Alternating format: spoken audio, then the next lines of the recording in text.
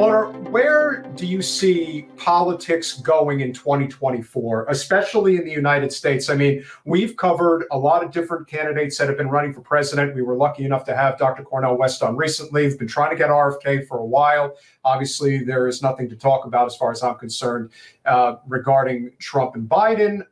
We would love to be able to evolve politically. You happen to live in a part of the world where you actually do have options. We don't. A parliamentary system, I'm not sure how well it would work here in the States, but anything different than what we're dealing with now would obviously be ideal. How do you see things ultimately unfolding here as we go into the new year? I really worry about America because it's so strange to think that you have like one half of the country almost that denies the previous election in a modern democracy, and that you have the next president could be serving like as a convicted felon, or it's just so crazy. And also like obviously the president might be a guy who previously tried to overthrow the government, right? Like with the January 6th. So it's like, it does really worry me.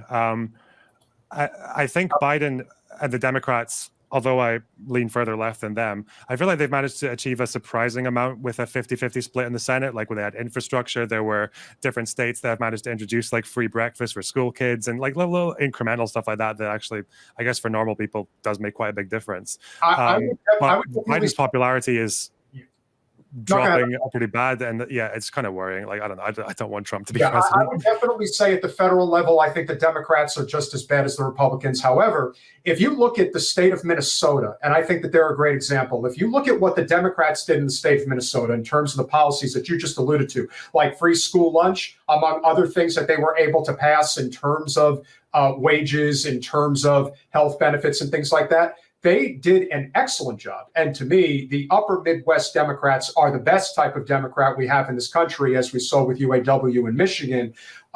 That's where the labor centric part of the Democratic Party is still somewhat alive. I won't say it's strong, but I would say it's alive between Minnesota, Wisconsin, Illinois, Michigan, Ohio, Pennsylvania, West Virginia, places like that. There is still some semblance of we care about workers and we want to try to make things better. Granted, it's never been super strong since the days of Reagan, but we are fighting back against this now.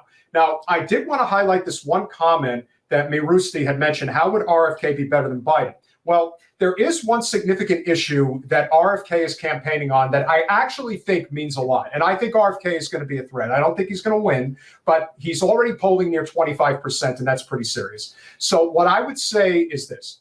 He's been campaigning consistently on this idea, which I agree with because I happen to be in commercial real estate, is that we have these private equity behemoths in the United States. And I'm sure that there are issues with any of those major corporations in Europe as well. The ones in particular would be BlackRock, State Street, and Vanguard. And basically what they're doing here in the United States is buying up all of our single family homes. They are not just owning apartment buildings and all forms of real estate, but now people in, let's say, the millennial and Gen Z generation, you're making it nearly impossible for them. They'll never have generational wealth. You'll never be able to build it because all of the mega corporations are buying up in bulk. And this is a big thing here in Florida where we are, that they were basically allowed to run roughshod during the pandemic, and it hasn't slowed down. They own everything here. And then on top of everything else, we don't build anything here. Like that, we've outsourced so much stuff that when it comes to any type of home construction, the permits take forever. The raw materials are overly expensive and they take forever. And so in the process of trying to get people into homes and being able to, let's say, get a mortgage, our interest rates are very high right now. So that makes it even more difficult, to, let's say, get a low home interest loan. Those types of things are preventing people from being able to build wealth. And the only person who's running for president right now who's talking about this is RFK. And that to me is a big problem. That any of the other candidates, whether it's the two major party candidates or any of the independent or third party candidates that are running, none of them are talking about this. And to me, economically speaking, this is a very big deal. Your thoughts? I guess the problem with America is that third party never wins, right? So, I mean, at the very least, I think I don't know much about American economic policy, but I think like I know recently I read that in 2008, or sorry, that this year, U.S. manufacturing jobs were at the highest they'd been since 2008. So I don't know. Well, it's going to be Biden or Trump, and I'm just hoping for Biden. Yeah. Well, here's what I could tell you that's also a misnomer about that particular stat that a lot of people will not admit to, but it's a reality here in this country, just like Biden likes to overinflate his economic numbers. One, it doesn't account for wages. It doesn't account for people who have stopped looking for jobs. It also doesn't account for people that have multiple jobs, and they're counting it as more than one when they're doing the economics reports. And that is a big problem. We are a country right now that has the biggest wealth gap that we have probably ever seen in the history of our country, going back to the Gilded Age and beyond. And so when people can't afford the basic necessities, whether it is their groceries, whether it is the ability to purchase a home, we have a huge problem here. And even though one wants to say wages are up, and yes, Brian, wages are up, but they're not meeting. There's still not a living wage, so it doesn't matter. So when everyone says that, oh, the economy's doing great, did you see how the stock market is doing? That's not how you measure it. You measure that's it. How rich people are doing. Yeah, you measure how is the working class, how is the labor class, how are they doing in the United States? And unfortunately, because we really don't have the ability to collectively bargain, because we have endless amounts of debt. I mean, think about it. I don't know what it's like in the UK, but I'm going to imagine that it probably costs a lot less to get an education where you are versus what it is here. Again, don't know that much about American economic policy, but I guess like when I think about saying that we get small wage increases, but it's not a living wage, it's like, yeah, I'd rather a living wage. I guess the problem is you have to accept that you live in a democracy where you got a 50-50 split in the Senate, and especially when Republican policy is just to block everything, right?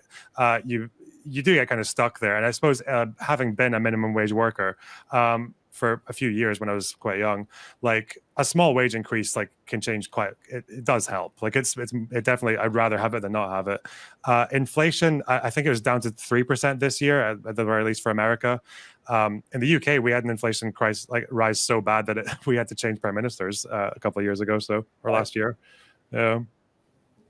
No, I definitely agree, and I do think that there is no clear-cut solution to all of the problems that we're talking about.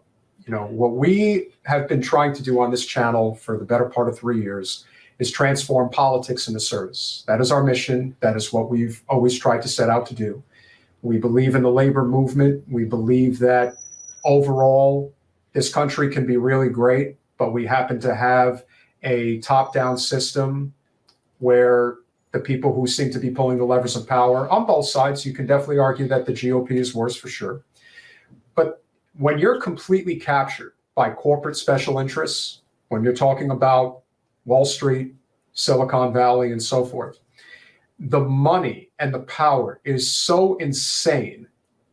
You're talking hundreds of billions of dollars, and you're talking about some politicians you can pick off for $50,000. Other politicians may cost $1 million. Whatever. It's a drop in the bucket when you get what you want to get. And so can things stabilize? Maybe, but I think you know how you mentioned we've reached a point of no return with Israel-Palestine. I think we've reached a point of no return with our current economic infrastructure. Thanks for watching. If you want to support our mission to transform politics into service, please like this video, subscribe, follow us on social media, and consider joining our Patreon, where you'll get early access to our interviews as well as other exclusive content. Links are in the description. Peace out.